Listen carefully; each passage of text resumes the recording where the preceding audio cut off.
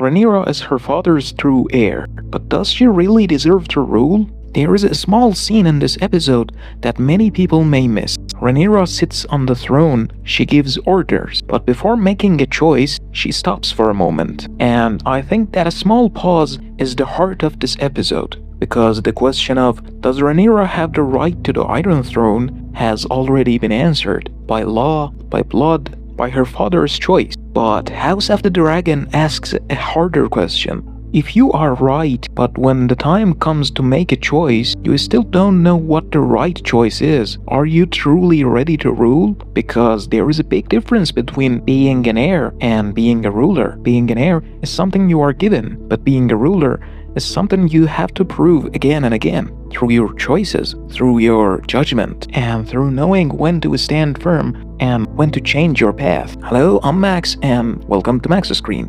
To understand Rhaenyra's problem, we have to go back to Viserys. Viserys is often remembered as the King of Peace, but I think that is only half the story. Viserys did not create peace from nothing. He inherited a beautiful time that Jaehaerys built through hard choices. Jaehaerys understood that ruling was not only about kindness or being loved. A ruler must know when to forgive, when to step back, and when to show that he is ready to use his power. What made Jaehaerys great was not only his power, it was knowing when to use it. But Viserys tried to keep that peace without fixing the problems hidden underneath it. His problem was not that he wanted peace. His problem was thinking peace could survive without hard choices. But when the world changed, that way of ruling was no longer enough. And this is what Rhaenyra inherited. Not only the crown, but all the problems that were never solved before her. Rhaenyra has spent years trying to prove one thing, that she has the right to rule. But now she faces a harder question. Can she prove that she is ready to use that right? Because taking the crown is one test, but keeping it is a much harder one.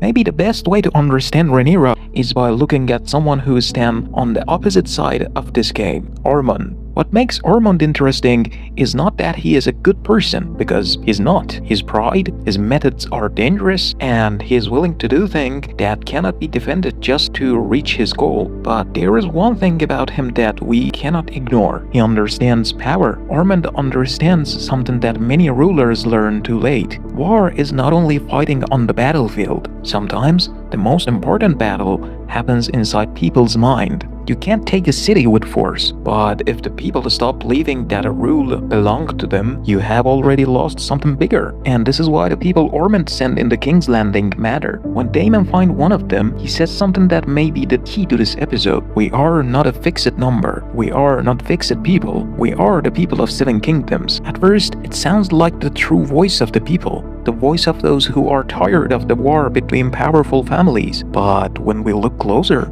we see a problem. This man says he speaks for the people, but his loyalty to Daemon is clear, and his hatred for Rhaenyra is obvious. So this is not the voice of everyone. This is the name of the people being used to build a political story. And this is where the title of the episode, Faceless Man, gains a deeper meaning. Being faceless is not only about hiding who you are. Sometimes it means a person becomes so lost inside an idea that the person disappears. Their name no longer matters. Their past no longer matters. Only a we remains. And that is the dangerous part. Because when someone stops seeing themselves as a one person and starts seeing themselves as the voice of the greater truth, fighting them is no longer just fighting a person. It is fighting a belief. But this is where the biggest difference appears. Ormund understands how to move power, but Rhaenyra still has to learn how to use it. And that is the real question of this story. Is having the right enough? Or does a ruler also need the ability to use that right? Rhaenyra has the claim, but a claim alone cannot build a kingdom. A ruler must be able to make hard choices. A ruler must be able to bring people together. And most importantly, a ruler must be able to face reality, even when reality is not what they want. On the other side, Ormund shows us that making choices without limit is not the answer either. Being smart at politics does not make someone a good ruler. Someone can understand people. Someone can make clever plans. Someone can win the game of power, but they can still use all of that to create something dangerous. And maybe this is what House of the Dragon truly wants to show us. People are not simply good or bad. Viserys wanted peace, but he could not solve the problem hiding under that peace. Ormund understands power and plan, but he is ready to leave morals behind for victory, and Rhaenyra stands between them. She still has to prove that having the right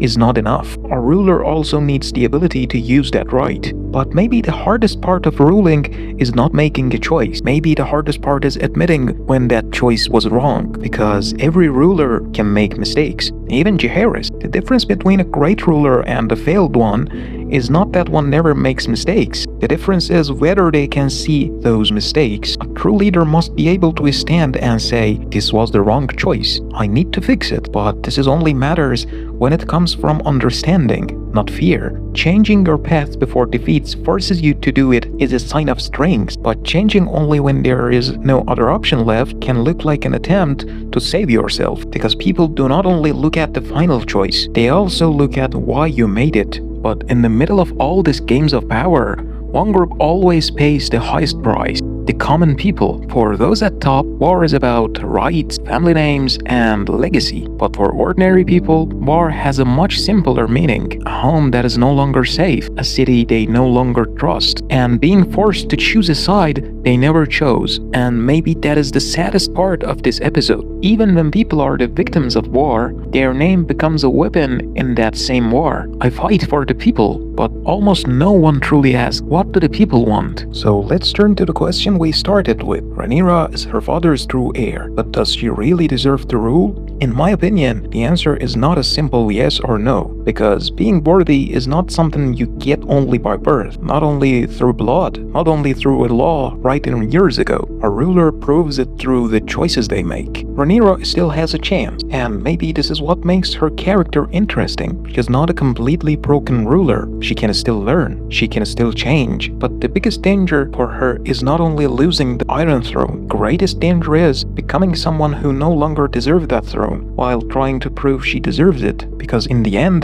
the real question is not who has the right to take the throne. The real question is, when they finally take it, are they still the same person who fight to get there? Thanks for watching, and see you later.